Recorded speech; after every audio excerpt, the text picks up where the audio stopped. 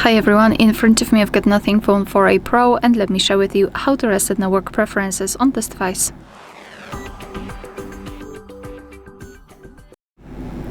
So let's begin with opening the settings, and here we have to scroll all the way down to find the system. Then let's tap on Reset Options, and here we've got mobile network settings and Bluetooth and Wi-Fi. So as you can see, they are divided.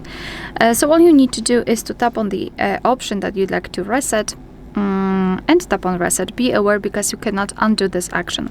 And the same situation with mobile network settings. It looks the same, however here you need to confirm everything with your screen lock. And be aware, because again you cannot undo this action. Tap on Reset Settings and you're done.